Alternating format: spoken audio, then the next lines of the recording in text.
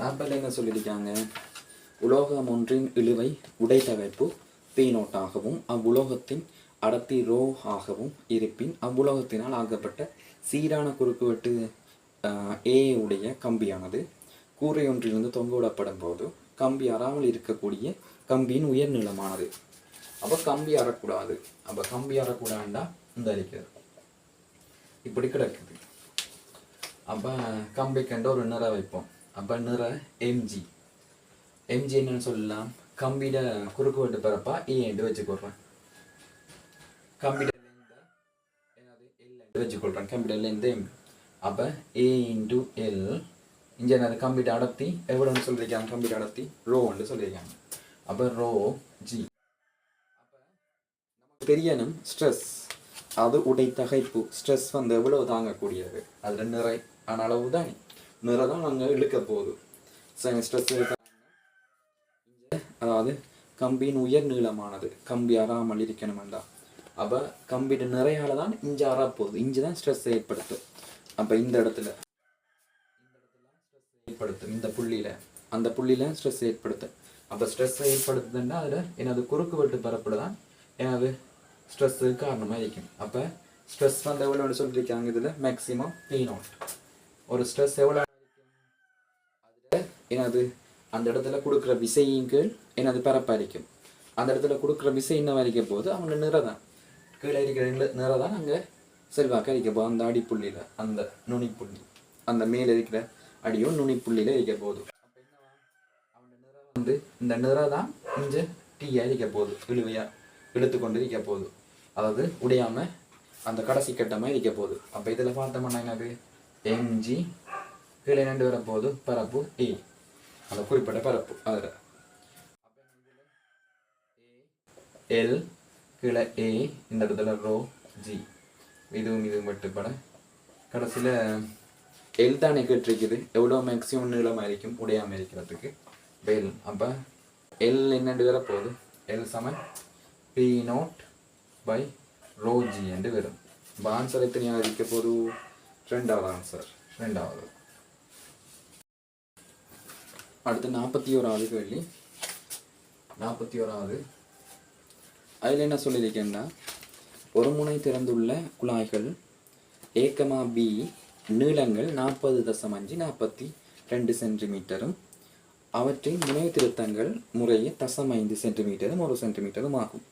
குழாய்கள் இரண்டும் அடிப்படை துணியில் ஒளியினை எழுப்பியவாறு ஒரே இசைக்கவையுடன் இருவேறு சந்தர்ப்பங்களில் ஒருமித்து அதிர்விக்கப்பட்ட போது 5 ஹெர்ட்ஸ் மீறனுடனான அடிப்பானது உருவாகியது. இசைக்கவையின் மீறனை காண்கன்னு சொல்லியிருக்காங்க. அப்போ இதில் பார்த்தோம்னா இப்படி ஒரு ஆள் இருக்கிறது. காணை வர விட இன்னொரு ஆள் வந்து பெரிய ஒரு லென்த். முதலாவது ஆள்ற வந்து லென்த் வந்து அதிர் அலைநீளத்துக்கு காரணமானது வந்து 40.5 சென்டிமீட்டர் இல்லை. அதோட முனை திருத்தம் சேரும். ஆனால் முதலாவது ஆள்ற லென்த் பார்த்தோம்னா எப்படி வரப்போது? 40.5 லென்த். அதோட சேர்த்து 0.5 என்னது அதிர்வடையக்கூடிய நீளமாக இருக்கும். இங்கே இதில் பார்த்தோம்னா எத்தனை வரப்போது? 42 சென்டிமீட்டர். 42. இவர்றது 1 சென்டிமீட்டர் முனை திருத்தம். இதையும் தெரிஞ்சு கொள்ளுங்க. முனை திருத்தம் எதில் தங்குமெண்டா 6. E சமன் 0.6 R. R வந்து 6. E சமன் 0.6 R. அப்போ இவர் லென்த் வந்து பெருசாக இருந்தாலும் அந்த ஆரைகள் வந்து வித்தியாசமாக இருந்திருக்கு போல. அடுத்து என்ன சொல்லியிருக்கு? குழாய்கள் இரண்டும், அதாவது லென்த்தும் வித்தியாசமாக இருந்திருக்குது, ஆரையும் வித்தியாசமாக இருந்திருக்குது. சரி, என்ன 0.5 1 சென்டிமீட்டர்னு சொல்லியிருக்காங்க. ஆனால் இப்போ என்ன சொல்லியிருக்காங்கன்னா, குழாய்கள் இரண்டும் அடிப்படை துணியில். அடிப்படையில் எப்படி இருக்க போகுது? இப்படி இந்த இடத்துல இப்படி ஒளிச்சரிக்க போகுது. இப்படி வழி நிறன்ற அலைக்கோளம் இருக்கும். சரி, ரைட். இப்போ இதில் பார்த்தோம்னா இதை நான் மேலே λ/4 தான், கீழே λ/4 தான். ஆனால் மேலே எப்படி சொல்ல போகிறோம்? மேலே λ1 என்று வச்சோம்னா 4 சமன் என்னது? 40 + 5 சாரி λ1/4 40.5 ப்ளஸ் என்னென்று வரப்போகுது? 0.5. அப்போ எத்தனை? 41 சென்டிமீட்டர் வரும்.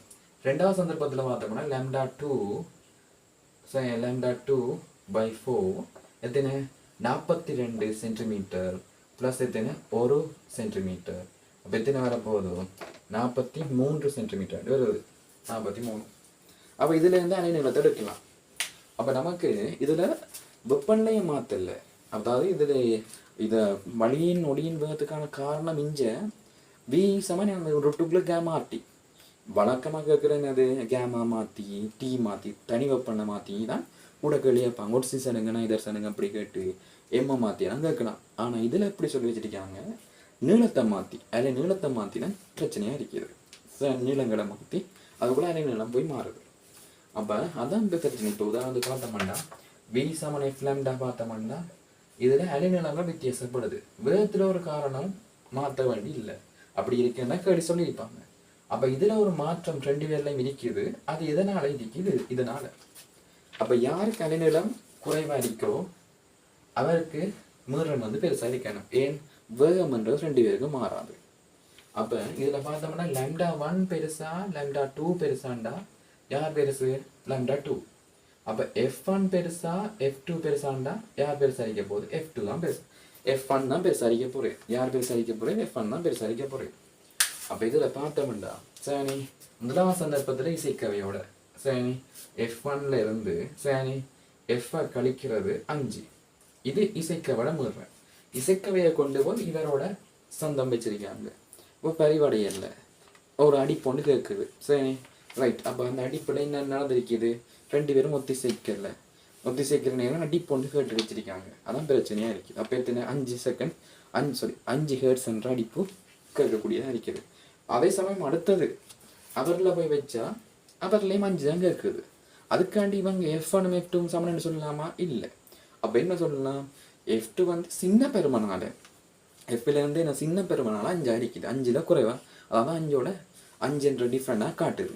இப்போ என்ன சொல்லலாம்? இப்போ சின்ன பெருமன்றக்குள்ள Fோட ஒப்படைக்குள்ள F2 வந்து சின்ன 5 அடிக்குது. நம்மகிட்ட இதில் கேள்வி என்னது? இசைக்க விட முதல்ல தான் கேள்வி. அப்போ நம்ம லாம்டா 1க்கு லாம்டா 2க்குமான விகிதத்தை எடுக்க வேண்டாம், F1க்கும் F2க்கும் இடையிலான விகிதத்தை எடுக்கலாம். அப்போ F1க்கும் F2க்கும் இடையிலான விகிதத்தை எடுத்தோம்னா கட்டாயம் அது F பெருமன் எடுக்கக்கூடியது. எப்படி F1 இதில் F1 அப்படி வரப்போகுது F + 5. இதில் F2 எத்தனை வரப்போகுது? F - 5. அப்போ F1 இங்கே F2 என்ன வரும்? அதாவது என்னென்னு சொல்லலாம், F1 இங்கே V லாம்டா 1 எத்தனை 41, V F2 43. இதில் ஒன்று பிரிச்சுடலாம். அதனால் 4 நான் பெருசாக எடுக்கல. அப்போ 41 43 போட்டுக்கொள்கிறேன். சரி ரைட்டு. நமக்கு வீதம் தானே முக்கியம், அக்யூரேட்டான பெருமன் இல்லை. ரைட்டு. அதாவது லாம்டா 1 லாம்டா 2 கூட அக்யூரேட்டான பெருமன் தேவையில்லை, நமக்கு வீதம் தான் முக்கியம். அப்போ வீதத்தை ஒழுங்கு எடுத்தோம்னா சரி 4 வெட்டுப்பட்டுரும். அப்போ இதில் F1 இங்கே F2 என்னென்று வரப்போகுது? 43 இங்கே 41. இங்கே F + 5 F - 5. அப்போ இதில் என்னது? 43 F - 43 தர 5 சமன் என்னது? 41 F + என்ன 41 தர 5. அப்போ அது அங்கே இது 5 எடுத்தோம்னா 2F. அப்போ அது அங்கால கொண்டு போனோம்னா 5 பொது எடுத்து சரி 41 43 கூட்டினோம்னா 84. அப்போ 400ல் 5 அதாவது 80ல் 5 400. அப்போ 42 எடுக்கலாமே. 42 200 210. ரைட். 210 ஹெர்ட்ஸ். 2 பிரிச்சு விட்டால் 42 42 5 210 தான். 210 ஹெர்ட்ஸ் வரும். அப்போ ஆன்சர் எத்தனையாவது? 5வது ஆன்சர் 5வது. ரைட். 42வது கேள்வியில் என்ன சொல்லியிருக்கு? 42வது கேள்வி 42வது கேள்வி பார்த்தோம்னா ஆழமான நீர்நிலை ஒன்றின் அடியிலிருந்து வெளிவரும் வளிக்குமிழியின் கனவளவு 2 சென்டிமீட்டர் கனமாகும். அப்போ இதெல்லாம் இதில் வைப்போம். இப்போ இந்த இடத்துல இருந்து 2 சென்டிமீட்டர் கியூப். அதே சமயம் அடுத்தது என்னது? அதன் மேல்நோக்கிய இயக்கத்தில் நீர் மேற்பரப்பிலிருந்து 10 மீட்டர் ஆழத்தில் உள்ள கணத்தில் கனவளவு 10 சென்டிமீட்டர் கியூப் ஆகும். அப்போ இது என்னது? மேற்பரப்புன்னு வச்சுக்கொள்ளுவோம். மேற்பரப்பு. அப்போ இந்த மேற்பரப்பில் சரி 10 மீட்டர் ஆழத்தில் எவ்வளவு அவர் கனவளவு 20 10 centimetre cube 10 centimetre cube 10 centimetre கியூப்னு சொல்லியிருக்காங்க. அதே சமயம் அடுத்து என்ன சொல்லியிருக்கிறது, அதன் கனவளவு 20 சென்டிமீட்டர் ஆகவும் நீர் மேற்பரப்பின் அடையும் போது அதன் கனவளவு 20 சென்டிமீட்டர் கியூப். மேற்பரப்படைகிற நேரம் 20 சென்டிமீட்டர் கியூப்னு சொல்கிறாங்க மேற்பரப்படைகிற நேரம். ரைட். அப்போ இதில் எனின் நீர்நிலையில் ஆழமானது, நீர்நிலையில் இந்த அடிக்கிற இந்த டெப்த் எவ்வளோன்னு கேட்காங்க. இந்த ஹெச் வந்து என்ன, நீர்நிலையில் ஆழமானது மேல் நோக்கிய குமிழின் இயக்கத்தின் போது அதன் வெப்பநிலை மாறவில்லை எனவும் குமிழினுள் உள்ள நீராவி மூலக்கூறுகளின் எண்ணிக்கையில் உள்ள மாற்றம் புறக்கணிக்கத்தக்கது எனவும் குமிழில் உள்ள வாயு நீரில் கரைவதில்லை எனவும் கொள்க. சரிண்ணே, இதில் பார்த்தோம்னா இந்த ஐடியா போகணும். இப்படியான கேள்வி யோசிக்கிற நேரமே இந்த ஐடியாவுக்கு போகணும். நம்ம PV = K இது வந்து ஹீட்டில் இருக்குது தியரியா. சரி, ஹீட்டில் இந்த தியரி இருக்குது. எப்படி மாறுதுண்டா, இங்கே வெப்பநிலை மாறக்கூடாது. இந்த சந்தர்ப்பத்தில் இந்த சந்தர்ப்பத்தில் வெப்பநிலை மாறக்கூடாது. மாறாமல் இந்த வெப்பநிலை மாறலைன்னு சொல்லியிருக்காங்க மேல் நோக்கி இயக்கத்தில். அப்போ வெப்பநிலை மாறலைன்னா குறித்த வடிமூலக்கூறு மேலே போக என்ன நடக்குது, பெருசாகி கொண்டு போகுது. அப்போ என்னது, அமுக்கம் குறையுது. அப்போ கீழே அடியில் அமுக்கம் தாக்கியிருக்குது. இப்போ உதாரணத்துக்கு இந்த இடத்துல பார்த்தோம்னா இந்த இடத்துல இருக்கிற அமுக்கம் வந்து வளிமண்டல அமுகத்தை நான் உயரத்தின் சார்பாக எடுக்கிறேன். H வச்சுக்கொள்கிறேன். அப்போ H ப்ளஸ் என்னண்டு வரப்போகுது, இந்த H அதாவது ஸ்மால் h இது சார்பாக ρg என்று வரும். இப்போ என்ன சொல்கிறது, ρg என்னது போய் இது நம்மளோட நீர் சார்பாக சொன்னோம்னா 10 மீட்டர் நீர் என்று சொல்லலாம். இவன் சார்பாக நம்ம 75 சென்டிமீட்டர் ரசம் சார்பாக சொல்லலாம். அப்படி அந்த உயரத்தின் சார்பாக இதில் சொல்கிறேன். அப்போ இதில் நீர் தான் நினைக்காமல் நீர் சார்பாக தான் சொல்ல வேண்டியது. இந்த இடத்துல இருக்கிற ப்ரெஷர் ரெண்டு பார்த்தோம்னா எப்படி வரப்போகுது, அதே இதுதான் வளிமண்டல அமுக்கம் தான். ஆனால் என்னது, இந்த 10 மீட்டரால் வரும். 10 மீட்டர் என்ற இதால் வரும் அமுக்கம். இந்த இடத்துல பார்த்தோம்னா என்னது, டெப்த்ன்றது இல்லை. அப்போ இதால் எனது வளிமண்டல அமுக்கத்தால் தான் இந்த இடத்துல வரும் அமுக்கம். அப்போ நம்ம என்ன செய்ய போகிறோம், ஃபர்ஸ்ட்டாக நமக்கு இதுதான் தேவைப்படுது, இந்த ஸ்மால் h தான் தேவைப்படுது. அப்போ அந்த ஸ்மால் ஹெச்சுக்கு போக போகிறோம்டா சேனி PV = K போட போகிறோம். சேனி ஏனின் RT PV = NRTல N மாறிலி R மாறிலி தனி வெப்பநிலை T மாறிலின்னு சொல்லிட்டாங்க. அப்போ இந்த இதில் பார்த்தோம்னா உயரத்தின் சார்பாக தான் போட போகிறேன் அமுக்கத்தை. அப்போ ρg நம்ம தேவையில்லை, ஏன்னா 2 பக்கம் போடுறோம் வெட்டுப்பட்டுரும். அப்போ இந்த இடத்துல என்னது H தெரியாது, இந்த H கேள்வி. இங்கே என்னது A1 அதாவது நம்மளோட இந்த அடிக்கிறவர் வந்து என்னது ஆரம்ப கட்டம் 2 சென்டிமீட்டர் கியூப் கனவளவு. இதுக்கு மேலே இருக்கிற ஒப்புடுவோம். அப்போ நான் அங்கே வளிமண்டல அமுக்கம் H, ஆனால் அது தெரியாதானே, இந்த 20 சென்டிமீட்டர் கியூப். அப்போ என்னது இந்த H எடுக்கணும்னா தெரிகிற காரணம் அதாவது தெரிகிற காரணி ஒன்று இருக்குது, அது இந்த இருக்குது. அப்போ இதோட ஒப்பிட்டு பார்ப்போம். அப்போ என்னது இதே தான் திருப்பி இன்னொன்று போட்டோம்னா அவரையும் சமப்படுத்தல. ஏன்னா PV = K தொடர்ச்சியாக மாறலி தானே மேலே போக வரைக்கும். அப்போ அவருக்கு எத்தனை வரப்போகுது, இந்த இடத்துல இவருக்கு எத்தனை வரப்போகுது, H + 10 சரி 10 சென்டிமீட்டர் 10 மீட்டர் ஆழத்தில் இருக்கிறான் அமுக்கம். இங்கே ρgh போடத்தான் வேணும், ஆனால் வெட்டுப்பற்று மன்றதுக்கானே போடல. எவ்வளவு இது 10 சென்டிமீட்டர் கியூப். அப்போ 10. அப்போ இதில் இருந்து இவங்க 2 பேரையும் கனெக்ஷன் வச்சு H எடுக்கலாம். H எடுத்தோம்னா எத்தனை வரப்போகுது, இதில் 2 அப்போ H வரப்போகுது 10 வரும். அப்போ இந்த இடத்துல 10 போட்டால் இதில் 100. அப்போ இதுலேயும் 10 போட்டால் இதில் 10 ப்ளஸ் H இந்த 2 அங்கே வெட்டிப்பட 10 102 வரும். அப்போ H வந்து 90 மீட்டர். அதாவது இவனையும் இந்த அடிக்கிற ஆட்களையும் கனெக்ஷன் பண்ணது, இவங்களையும் இந்த அடிக்கிற ஆட்களையும் கனெக்ஷன் பண்ணது. இவனை கனெக்ஷன் பண்ணது H எடுக்கிறதுக்கு. H வந்து 10 மீட்டர் வளிமண்டல அமுக்கம். சரி ஆன்சர் எத்தனை, 90 மீட்டர். 4வது விட 4வது 43ல் பார்த்தோம்னா புள்ளி ஒளி முதல் ஒன்றின் காரணமாக புள்ளி Aயில் உருவாகும் ஒளிச்செறிவு மட்டத்தினை விட புள்ளி Bயில் உருவாகும் ஒளிச்செறிவு மட்டம் 20 டெசிபலா குறைவாக உள்ளது. அப்போ A இது B. அப்போ இது வந்து 20. அப்போ இவர் வந்து உதாரணத்துக்கு 60 டெசிபல்னா இது 20 டெசிபல், இது 40 டெசிபல். இது எத்தனை, இது 60 டெசிபல்னா இது 40 டெசிபல்.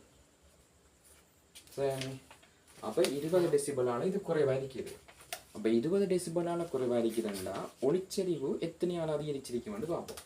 இப்போ உதாரணத்துக்கு பார்த்தோம்னா 20 டெசிபல் மாற்றம், 20 டெசிபல் மாற்றம். இப்போ பார்த்தோம்னா என்னது, இதில் 10 லாக் 10.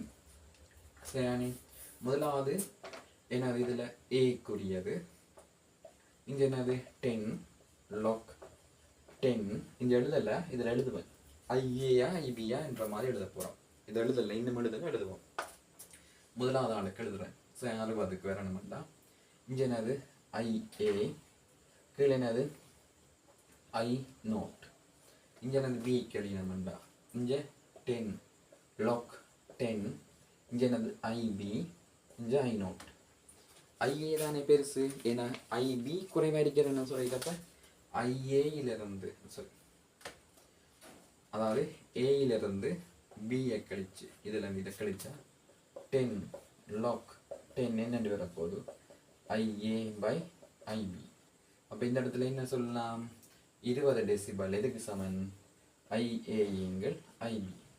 அப்போ இந்த 10 இந்த 10 மட்டுப்பட 2 சமன் என்னென்று வரப்போகுது லாக் என்னது 10 ஐஏங்கள் ஐபி. உதாரணத்துக்கு ஐஏ வந்து 100 ஐயண்டா, இவர் எத்தனை இருந்திருப்பார், ஐபி எத்தனை ஐயா இருந்திருப்பார், 100 மடங்கு கூட்டினது. நல்லா விளங்கிக்கொள்ளுங்க. சரி, நல்லா விளங்கிக்கொள்ளுங்க. 20 டெசிபலில் மாற்றம் வருதுன்னா 100 மடங்காக மாற்றம் வந்து இருந்திருக்கு. 100 மடங்குல மாற்றம் என்ற மாதிரி, 100 மடங்கு மாற்றம், 100 மடங்கு கூடினது என்ற மாதிரி ஒளிச்சரிவு. அப்போ ஒளிச்சரிவு என்ன சொல்றதோ, ஐ வந்து இது நேரிய சமன் 1 ஆர் வர்க்கம். இங்கே ஒரே ஒளிமுதல், அதாவது ஒரு புள்ளியில் வேறுபட்ட தூரங்கள் இருக்குது. ஆனால் ஒளிமுதலிலிருந்து ஏ கமா பி ஆகிய புள்ளிகள் வித்தியாசம் தான். அதாவது புள்ளி ஒளிமுதல்னு சொல்லிக்கலாம். இது வந்து புள்ளி ஒளிமுதல். அப்போ பி வந்து வலு சரி, ஒளியோட வலு வந்து மாறாது. அப்போ என்னன்னா என்னது மேலே உண்டு போடலாம். அப்போ நேர் மாறு வர்க்க விதியை நான் இங்கே யூஸ் பண்ணலாம். ஆர் வர்க்கத்துக்கு நேர் மாறு விதியை சமன்னு சொல்லலாம். அப்போ என்னது, இதில் முதலாம் சந்தர்ப்பத்தில் என்னது ஐபிக்கு அது இங்கே ஆர்பியை போட்டோம். அப்போ 100 ஐக்கு என்ன சொல்லலாம், 1 ஆர் ஏட வர்க்கம்னு சொல்லலாம். அப்போ ஆர் ஏ எத்தனை 100, இங்கே என்னது ஆர்பி வர்க்கம். அப்போ ஆர்பி என்னென்று வரப்போகுது 100, அதாவது 100 இல்லை வர்க்கம் அடித்தா ரூட் அடித்தா என்னது 6. அப்போ எத்தனை 10 6 அடிக்க போகுது. அப்போ ஆர்பி வந்து 10 6 எத்தனையாவது விட 4வது விட ஆயிருக்கு, 4வது. இது சும்மா இந்த பெருமதியை வச்சே செஞ்சிருக்கலாம். இந்த பெருமதியை வச்சு இதில் 10×4 10×6 10×8 அப்படி சொல்லி 100 சொல்லலாம். ஆனால் எப்படி வந்தேன்னு தான் இதில் சொல்லியிருக்கேன். அதையும் சொல்லி எனது கடைசியில் விட 4வது வரும். இதில் தெரிய வேண்டியது இந்த தொடர்பும் தெரியணும். எனது ஒளிச்சரிவு சமன் எனது கோன் நம்மளோட ஒளியிட வலிவைங்கள் பரப்பு, குறிப்பிட்ட பரப்பு அது 4πr வர்க்கம் என்று எடுக்கப்படும். அதே மாதிரி ஒளிச்சரிவு மட்டத்தில் தொடர்பும் இங்கே தெரியணும். 20 டெசிபலால் மாறுதுன்னா 100 மடங்காக மாறுது என்றது தெரியணும். அதிகரிக்குதா குறையுதான்றதெல்லாம் பார்த்து செஞ்சிடணும். சரி, அப்போ ஆன்சர் வந்து 43க்கு 4வது. ரைட். காட்டப்பட்ட மின் சுற்றில் கலத்தின் அகத்தடை புறக்கணிக்கத்தக்கது. எக்ஸ்வைக்கு இடைப்பட்ட 1 ஓம் தடையினூடான மின்னோட்டம் என்னென்னு கேட்டிருக்காங்க. இதில் அந்த 6 ஓம் இருக்குதானே, அதை நான் விளைவுல கீறுறேன். அப்படி 6க்கும் பார்த்தோம்னா என்னது சமாந்தரமாக இருக்காங்க. அப்போ 3 ஓம்னு எடுக்கிறேன். அப்போ எடுத்தால் இப்படி வேறு சர்க்கிட் எப்படி அண்ணிட்ட இதில் என்னது எக்ஸ் இருக்குது, கீழே என்னென்று வரப்போகுது, இதில் 1 ஓம். இதுதான் நம்மளோட கேள்வி எய்ம். இதில் என்னது இப்படியானது ஒன்றும் சரி, இப்படி நிலை இப்படி நிலையாண்டு வைப்போம். என்னது இப்படி கிடக்குது. இதில் எத்தனை, இது 1 ஓம், இதில் போடுவோம் 1 ஓம். இதில் 6 6 3 ஓம், இதில் 6 6 3 ஓம், இதில் 1 ஓம். இது 6 வோல்டேஜ். இப்போ ஒரு சிக்கல் தன்மை குழம்பு, அதாவது போயிட்டு இது எப்படி இருக்குன்னா இதை அப்படின்னு மாற்றி விடுங்க. மாற்றி விட்டீங்கன்னா இப்படி இதில் பார்க்குற சமயம் இப்படி தானே இந்த இது மாறி போட்டிருக்கு. இது மாறுமே, இது மாறி ஒன்றை பார்த்த மாதிரி இருக்காங்க. அப்போ இப்படி இப்போ என்ன செய்யலாம்னா நீங்கள் இப்படி மாற்றி விடுங்க. இவனை அந்த இதில் எக்ஸ் இருக்குது. மேலே என்னது 6 வோல்டேஜ். 6 வோல்டேஜ் இந்த 1 ஓம். இதுவும் இப்படி இருக்கு. இந்த ஜாயிண்ட்டுக்கு இது எதனா தொடராக இருக்குது. அப்போ எத்தனை இதில் 4 ஓம். கீழே இந்த நடுவில் இருக்கிறவர் இந்த ஜாயிண்ட் தான் இந்த இருக்குது. அப்போ 1 ஓம். இதே மாதிரி இதை அப்படியே கீழே எடுத்தோம்னா இவர் ஆரம்பத்தில் போட்டால் அது மாறி கிடந்திருக்கும். இது 6 வோல்டேஜ். இது 1 இது 3. அப்போ எத்தனை 4 ஓம். இப்போ சிம்பிளாக இருக்கும். அப்போ இதில் பார்த்தோம்னா பேட்டரிக்கு விளைவில் ஒரே பெருமதின்னா 1 தான். அது பேட்டரிக்கு அது இருந்து கொண்டு போவோம்னா விளைவுல ஒரு தான். அப்போ என்னது ஒரு எவ்வளோ 6 வோல்டேஜ். பேட்டரியோட தடை விளைவுல வருது 4க்கு பார்த்தா எத்தனை 2. அப்போ 2 விளைவுல 2 ஓம். கீழே என்னது இந்த தடை, இந்த இருக்கிற தடை 1 ஓம். அப்போ இப்போ எத்தனை வரப்போகுது 6 வோல்டேஜிங்கள் 3 ஓம். என்னது 2 3 3. அப்போ எத்தனை 2 ஆம்பியர். ஆன்சர் எத்தனை? ஆன்சர் 2வது. 45வது கேள்வியில் பார்த்தோம்னா இந்த கேள்வியை பார்த்தாலே கொஞ்சம் ஞாபகம் வருது. 2007ஆம் ஆண்டு வந்த மாதிரி ஒரு கேள்வி நினைக்கிறேன். பாருங்க இருக்கும். இது பாருங்க. கிடைத்தலைக்கு மேல் ஒரே கிடைமட்டத்திலிருந்து A, B எனும் இரு துணிக்கைகள் முறையே நிலைக்குத்தாக கீழ் நோக்கியும் கிடையாகவும் ஒரே கதியில் ஒரே நேரத்தில் காட்டியவாறு அறியப்படுகின்றன. வழித்தடை புறக்கணிக்கப்படின் பின்வரும் கூற்றுகளுள் சரியானதை நிகழ்ச்சிக்காங்க. சரி பாருங்க. இதுல முதலாவது என்ன செஞ்சிருக்குது? இப்படி ஒரு ஆள் அறிஞ்சிருக்குது. என்ன சொல்றது? அதேமா அந்த கேள்வியை நான் நம்புறேன் சும்மா போடுபடுவேன்னு நினைக்கிறேன். போடுபடும் 2007ஆம் ஆண்டு வந்த கேள்வியில போடுபடுற மாதிரி இருக்கும். இதுல என்னது எறிகிறாங்க. ஒரு ஆள் இப்படி என்னது ஒரே கதியில் கீழ் நோக்கியும் கிடையாகவும் இஞ்சால இவர் இஞ்சால எறிகிறது. சரி. அப்ப இவருக்கு பார்த்தோம்டா சரி இவர் இப்படி இறங்குவார். இப்போ இவருக்கு பார்த்தோம்னா என்னென்று வரப்போகுது ஆரம்ப சக்தியா இதில் mgh இருப்பேன். அதோட 12 mv² இருக்கும். இவருக்கு என்ன இருக்க போகுது mgh இருக்கும் 12 mv² இருக்கும். அது அப்படி என்ன செய்யப்படும்? ஒரு சக்தி இழப்புமின்றி அப்படியே புறமாற்றப்படும். அதாவது அப்படியே மாற்றப்பட்டு இந்த இடத்துல என்னது 12 mv² v1 வர்க்கமாக இருக்கும். புது v இருக்கும் விளைவுள். இதுலையும் என்னது 12 mv1 வர்க்கமாக இருக்கும். அப்போ இந்த சக்திகளில் ஒரு மாற்றமும் இல்லை. ஆரம்பத்தில் என்னது 12 mv² இருந்தது. அதுலேயும் 12 mv² சக்தி எண்ணிக்கணியம். mgh என்னது இதில் பார்த்தோம்னா அப்போ 12 சக்தி எண்ணிக்கணியம் தானே. அப்போ இதில் என்னது 12 mv² வேகத்தில் கிடையை நிலைக்குத்து அப்படி ஒன்றும் பிரச்சனை இல்லை. அதே மாதிரி எனது mghம் 2 பேருக்கும் ஒரே உயரத்தில் இருக்காங்க. அவள் கீழே விழுற நேரம் ஒரே சக்தி தான். அந்த சக்தி என்ன வலிக்க போது இயக்க சக்தி. இதில் திணிவு என்றாலும் பிரச்சனை இல்லை. திணிவு அது வெட்டுப்பட்டு தானே சக்தி திணிவில் தங்காது தானே. அப்போ இதில் பார்த்தோம்னா வேகம் அடிக்கிற வேகம் ஒன்றாக தான் இருக்க போகுது. வேகம் அடிக்கிற வேகம் ஒன்றாக இருக்க போகுது. அப்போ வேகம் அடிக்கிற வேகம் ஒன்றாக இருக்குது. டைம் உண்டா இருக்குமான்னு பார்க்கணும். டைம் எப்படி இருக்குமெண்டா இவருக்கு ஆரம்பத்தில் நிலைக்குத்தான் வேகம் இருக்குது. அப்போ நிலைக்குத்தா கீழ் நோக்கி இவருக்கு எஸ்எம்ஐ ஊட்டி போட்டோம்னா வி டி ப்ளஸ் எனது 12 GT வர்க்கம் இருக்கும். இது h. அவருக்கு இது முதலாவது ஆள் ஏக்கு. பிக்கு எஸ்எம்ஐ ஊட்டி போட்டோம்னா நிலைக்குத்தா கீழ் நோக்கி h இருக்குது.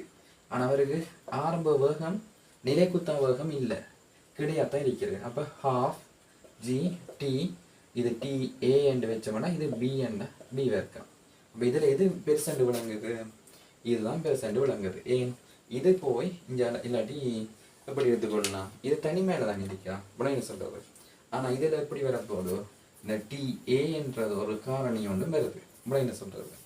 அப்போ இந்த பெருமன் கொண்டு போய் இஞ்சால போய் இதோ ஒரு பெருமன் ஒன்று இருக்குது. இதுக்கு இதை போய் இஞ்சால கழிக்கிற நேரம் கட்டாயம் எச்சை விட குறைவான ஒரு பெருமன் தான் கிடைக்கும். ஸோ எச்சை விட குறைவான ஒரு பெருமன் தான் கிடைக்கும். அப்போ TA பெருசா TB பெருசாண்டா எது பெருசடிக்க போகுது? TB பெருசடிக்க போகுது.